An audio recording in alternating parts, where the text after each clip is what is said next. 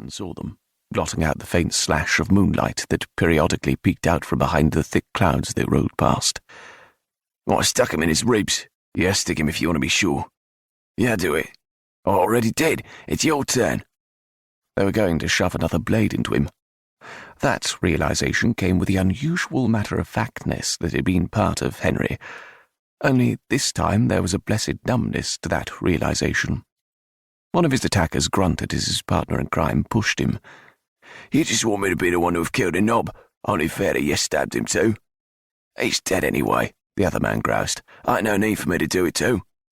As the pair fought, darkness plucked at Henry's consciousness, muting the argument unfolding between the pair so that their words rolled together into an incoherent jumble that ultimately faded completely.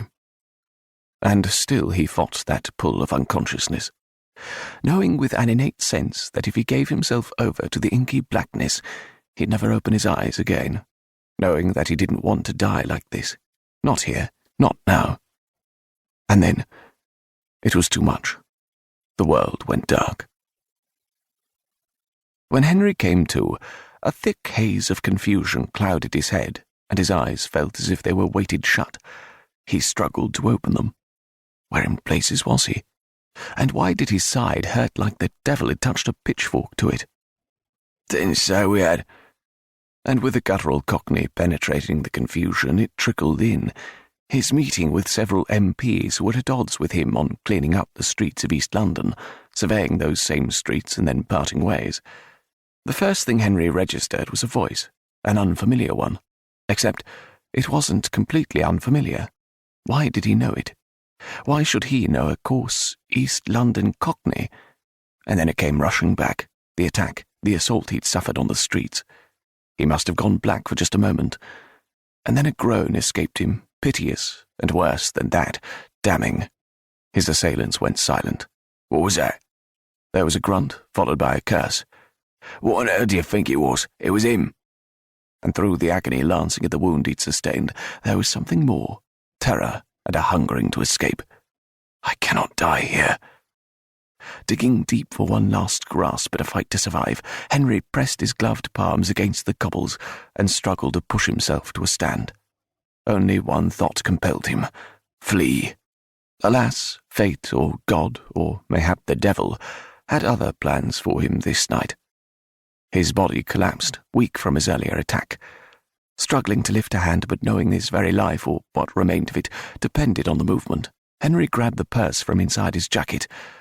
"Money," he rasped. "I have money." He tossed the bag weakly at the pair, and it landed with a jingle that sent greed dancing in his assailant's eyes. The pair exchanged a look, and then as one they made a grab for it. The bulkier of the two beat his partner to it and then cuffed the other man about the ears for attempting to best him. When he spoke, his reedy voice contained a whine to it. "I told you he wasn't dead," he complained, stuffing Henry's purse inside his tattered and patched wool jacket. "You didn't," he asked, "and I said if you wanted to kill him, you should see to it." "You don't have to do this," Henry said, his voice thin, weak, barely audible to his own ears. "Please don't do this."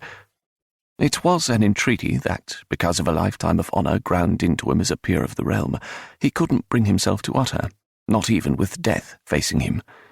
"You don't tell us what we have to do or not." With a growl, the burlier of his attackers buried his foot in Henry's bleeding side.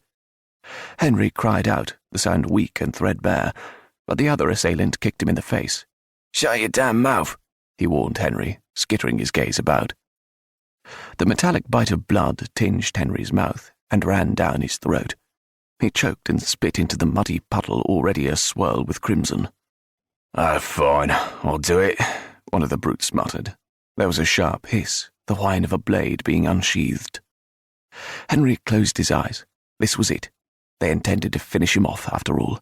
Now, in this instance, with another blade to his body. "Don't," he whispered, determined that his last word come forward as a command and not as a plea. Then, in the distance, the echo of a horse's hooves sounded, and he was spared. At least, temporarily. "Bloody hell, we can't do this here," the scrawnier of the pair muttered. "Get his legs." "You get his legs, I'll get his arms." "Stop fighting about everything. Do you want to be seen?" And as one of them grabbed Henry roughly under